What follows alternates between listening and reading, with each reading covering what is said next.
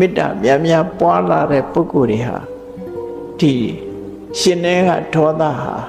ဘဝနဲ့ချီပြီးတော့ပျောက်ကင်းနေတတ်တယ်ရှင်ထဲမှာဒေါသမပေါ်ပြီးသဘောကောင်းတဲ့ပုဂ္ဂိုလ်မျိုးတွေဖြစ်တယ်အဲ့ဒါနဲ့ပတ်သက်ပြီးတော့သူ့ရဲ့ဘဝအတွေ့အကြုံကိုပြောပြတဲ့အခါမှာအရကောဟုတ်တော်ဝမေတ္တာစိတ်တံတတ္တဝတ္တာနိဘာဝယေ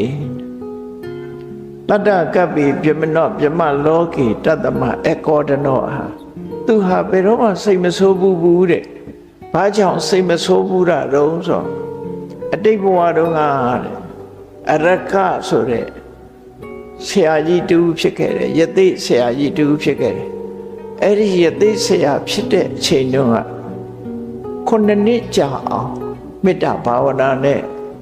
လွှမ်းထုံခဲ့ဘူးတဲ့ပေါ့မေတ္တာကိုလေ့ကျင့်ခဲ့တယ်9 နှစ်လေ့ကျင့်ထားတဲ့မေတ္တာဆံရဲ့စွမ်းကြောင့်သူဟာဒီဘဝမှာဒီရှည်လျားတဲ့ကဘာပေါင်း9 ကဘာထိအောင်ပြမပြေမှာစိတ်လုံးဝမဆိုးဘူးတဲ့ပုဂ္ဂိုလ်အနေနဲ့ဖြစ်ခဲ့ဘူးနော်ကဘာနဲ့ခြီးပြီးတော့စိတ်မဆိုးဘူးတဲ့ပုဂ္ဂိုလ်ဖြစ်ဖို့ဆိုလွယ်တာမဟုတ်လေပြမပြေရောက်သွားတဲ့အခါမှာ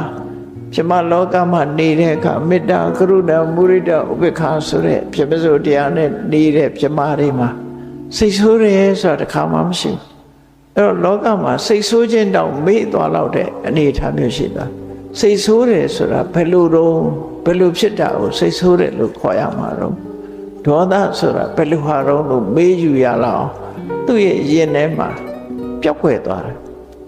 သို့သောဒေါသအမြစ်ပါပျောက်ကွယ်တာတော့အနာခံအဆင့်ရောက်သွားရင်တော့လုံးဝဒေါသပျောက်ကွယ်သွားတယ်လို့ဆိုရအဲ့တော့ဒီပုဂ္ဂိုလ်ကတော့အရကဆိုတဲ့ယသိဖြစ်တဲ့အချိန်တုန်းကသူဟာ9 နှစ်တိတိမေတ္တာဘာဝနာကိုပွားခဲ့တာဖြစ်တယ်မြတ်စွာဘုရားကလည်းမေတ္တာဘာဝနာရဲ့ကောင်းကျိုးကိုဟောခဲ့တာရှိတယ်မေတ္တာဘာဝနာပွားတာဟာတဲ့ဒီအမှန်မှအရေးကြီးလို့ဝေလာမသုတ်တံမှာအကောင်းဆုံးကုသိုလ်ဆိုတာကိုအစဉ်စဉ်ဖော်ပြတဲ့အခါနော်ကျောင်းကြီးဆောက်လှူတဲ့ကုသိုလ်ဟာဒီအများအတွက်အရလေးမျက်နှာမှာလာတဲ့တန်ခါသုံးမဟုတ်အလုံးအတွက်နားခိုဖို့အဆောက်အဦတစ်ခုဆောက်လှူတယ်ဒါနထဲမှာတော့ပစ္စည်းလှူတဲ့ဒါနထဲမှာတော့အကောင်းဆုံးပဲဒါဖြင့်ဒီတဲ့ကောင်းတဲ့ကုသိုလ်ရှိလားဆိုရှိသေးတယ်ဒီတဲ့ကောင်းတဲ့ကုသိုလ်ကကိုယ်ဘဝကိုဖရာတရားတန်ခါယရဏသုံးပါးကိုအနှံတဲ့တရဏဂုံကုသိုလ်ဟာကျောင်းဆောက်လှူတဲ့ကုသိုလ်တွေမြတ်တယ်လို့ဆိုဟောတယ်ဒါဖြင့်အဲ့ဒီတဲ့မြတ်တဲ့ကုသိုလ်ရှိသေးလားရှိသေးတယ်၅ ပါးသီလထပ်ပိုးပြီးတော့စောင့်လိုက်လို့ရှိရင်တရဏဂုံသာစောင့်တည်တဲ့ကုသိုလ်တဲ့၅ ပါးသီလပါလိုက်မယ်ဆိုပိုမြတ်ပါတယ်